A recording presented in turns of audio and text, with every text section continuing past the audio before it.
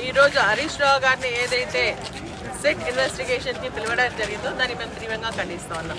ప్రభుత్వం ఎప్పుడైతే వాళ్ళకి వ్యతిరేకంగా మాట్లాడమో, వాళ్ళు చేసినటువంటి తప్పిదాలను ఎత్తి చూపడమో, లేకుంటే అక్రమాలు చేస్తున్నప్పుడు, దోపిడీ చేస్తున్నప్పుడు, లేకుంటే కమిషన్ల పేర్ల కార్యక్రమాలు చేపడుతున్నటువంటి వాటిపైన మరి అపోజిషన్గా ఉన్నటువంటి హరీష్ రావు గారు కానీ కేటీఆర్ గారు కానీ మాట్లాడుతున్నప్పుడు ఖచ్చితంగా ఏదో ఒక నెపంతో వారిపైన ఎంక్వైరీలు వేయడం, కమిషన్లు వేయడం, అదేవిధంగా వాళ్ళని విచారణకు పిలిపించడం ఆనవాయితీగా మారిపోయింది ఈ ప్రభుత్వానికి.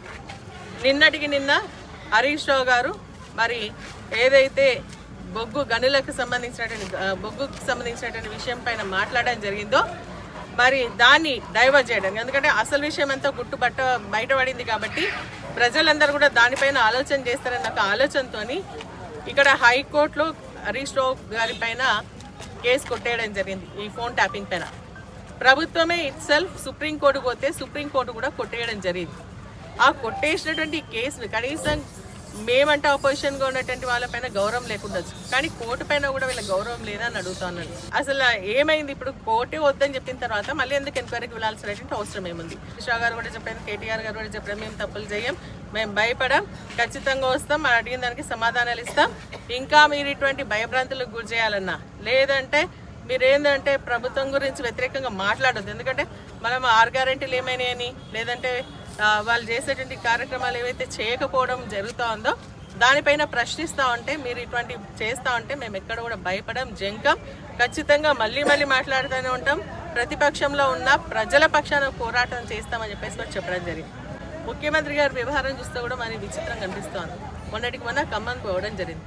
ఖమ్మంకు ఏం అడుగుతున్నారు?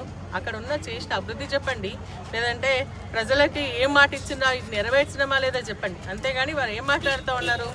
ఈరోజు మళ్ళీ ఎన్టీఆర్ గారికట బీఆర్ఎస్ పార్టీ గద్దలు కులగొడితేనే నిజమైనటువంటి నివాళులు. నిన్న మొన్న ఎక్కడ పోయింది? మీరు ఎప్పుడైనా ఎన్టీఆర్ గారి పేరు తీసినా ఈ 2 సంవత్సరాల కాలంలో? మరి ఈరోజు మళ్ళీ ఎన్టీఆర్ గారి పేరు తీసుకొని వచ్చి ఏంటి మళ్ళీ సమైకాంధ్ర ఏమైనా ఎంకరేజ్ చేస్తున్నారా? టీడీపీని మళ్ళీ ప్రమోట్ చేస్తున్నారా ఇక్కడ అని చెప్పేసి అడుగుతారు. ఎందుకంటే తెలంగాణ సంబంధించినటువంటి బీఆర్ఎస్ గద్దలు కూల్చండి అంటే అది దేనికి సంకేతం?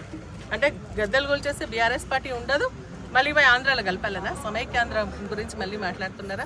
మీరు మాట్లాడేటువంటి మాటలు చూస్తుంటే దాన్ని అదే విధంగా అనిపిస్తూ ఉంది. జనాలు కూడా దీన్ని హర్షిస్తలేరు.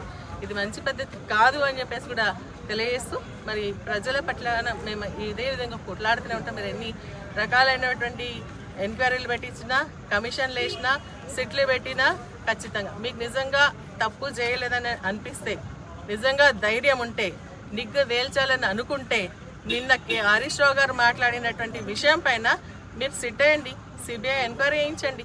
ఎంక్వైరీ చేసి అది ఏందో కరెక్ట్ ప్రజలకు చెప్పండి తప్ప దాన్ని డైవర్ట్ చేయాలని డైవర్షన్ పాలిటిక్స్కి సంబంధించి ఈరోజు ఈ సిట్ ఏమీ చేయదు బీఆర్ఎస్ పార్టీని. ఇంకా కూడా కార్యకర్తలు అంతా స్ట్రాంగ్గా ఉంటారు. బీఆర్ఎస్ పార్టీ గద్దల జోలికి వస్తే ఈడ్చి అవతల వారేస్తామని చెప్పేసి కూడా ఈ సందర్భంగా హెచ్చరిస్తా ఉన్నాం.